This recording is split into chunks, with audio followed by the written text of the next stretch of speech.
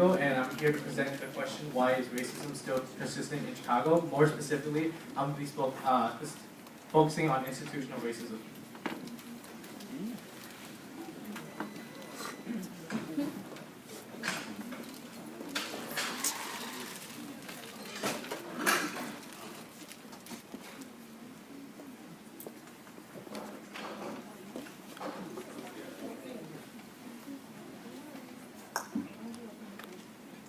So, what is racism? So I'm pretty raise your hand, if you experience in any time throughout your life, if you come to witness or face racism.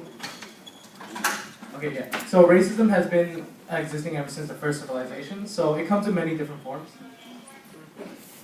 So ultimately, I narrowed it down to 3 forms. It's a slave system, it's segregation, and it's hate. So with the slave systems, I highlighted the systems in green because it's ultimately for profit, and profit is money, and money is usually green.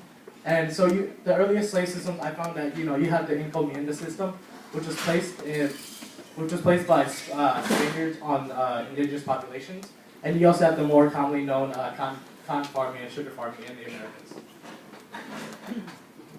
And you also have the segregations between blacks and whites throughout the 1950s, and you also have the more lesser known Chinese Exclusion Act from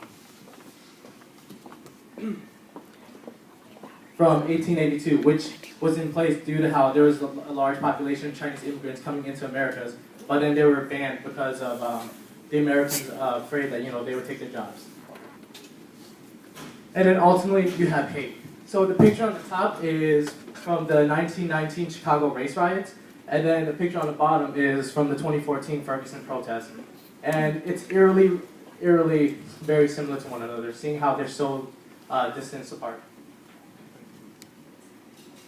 And then, how does racism affect Chicago, or how is it specifically affecting us? So, as you know, Chicago is divided up into many different neighborhoods. You have neighborhoods like Pilsen, Little Village, Bridgeport, Back of the Yards. And in each area, they are diverse in the fact, but you also have a larger population in one area. Like for instance, like in Little Village or Pilsen, I'm assuming there's a higher Hispanic population. And then in Bridgeport, I've seen it's probably one of the most diverse neighborhoods that I visited, but that's only because I don't really go out that often. But yeah, so this could be able to date back to when Chicago was first founded. It started off as a little trade post, but then it slowly and surely starts expanding out. And then immigrants moved here in order to find new opportunities. And then over here you have a culture of unaccountability, which is said by Lori Lightfoot. She is a leader in a task force against racism. And basically what this means is that no one takes responsibility. So for Kuke, I'm going to relate back to Kuke's presentation, police brutality. If that action has been done, usually they would try to not take responsibility for it due to how they know they'll face deep consequences for it. And then you also have this post written by the New York Times, how it says CPD's own data gives validity to the wild-held belief that police have no regard for the sanctity of life. So what that means is, even though in news it always seems that blacks are being targeted, Hispanics are being targeted, this quote states that anyone can be targeted. There's no limit to what color you are, that you could be killed by the police or any acts of racism. Because no matter what race it is, no matter what race racism targets, it's ultimately racist. And I want to take this quick moment to say, I understand that not all cops are bad cops. I just believe that they're under a flawed system that can be fixed, and that we all have our own freedom of beliefs, freedom of expressions. I understand that and I respect that. So I'm just going to take this quick moment. And then this was stated by Brad Colwell, Chancellor at SIUC, Southern Illinois University, Carbondale. And he said basically how there was a video that was entitled SIUC White is Right.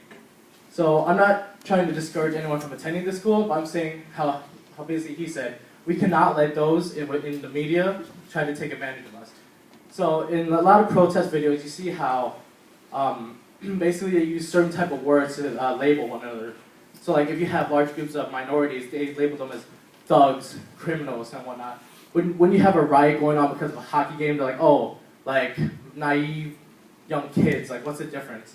So basically, we can't let one group of people speak on the behalf of us all, because we all have a voice and we all have to make it matter. And then police perjury is simply related to the lack of culture of accountability. It's because the police will not step up for what they've done, as in the cases of Darren Wilson and other cops who did murder innocent civilians. Like, they didn't want to step up and say, oh, I did this, I know it was wrong. They rather blame someone else. And a good example of this, to me, would be Rahm Emanuel. After the video releasing of Laquan McDonald, rather than blaming himself, he blamed the previous superintendent, saying, oh, I had no idea what this was, so I'm going to fire someone else in order to act as he's my scapegoat. And then, here's some stats you need to know. In the last 8 years, 74% of the injured or victims of police brutality, killings, murders, whatever you want to say, were black individuals. And then of the percentage that were stopped by police, so that means, random car searches on the streets, frisk down, 72% were black, 17% were Hispanic, and the other percent were white, Asian, Native. And then all total, this was estimated around in 2015. Chicago has spent $642 million trying to refinance people due to police mistakes. So if you see the news that I think for the Sandra Bland case, they decided to give the family a certain amount of money in order to try to clear the officer's name. So this is a perfect example. And then the solution is ultimately in your hands. So I'm sure a lot of you know that I'm a pretty well-spoken activist. I go to all these different events, and ultimately I always see one thing in common: how each and every person puts aside their own differences in order to try to unite for a bigger cause. So in order to fight this, it's understood that we can't make racism go away very quickly. It's a long battle. It's a struggling battle that we've been trying to fight this whole time of our human existence. But if you go to the different pictures, at each event, I've seen people put aside the differences and stand up for what they believe is right. And this is probably one of my most favorite photos, because a lot of people say protesting is bad because it blocks traffic, it disrupts business, and I want to say that if that's what you care about, traffic, and you don't care about the killing of innocents and seeing justice, then I personally invite you to join in one of these protests, because it honestly does have an effect on the outcome of these injustices.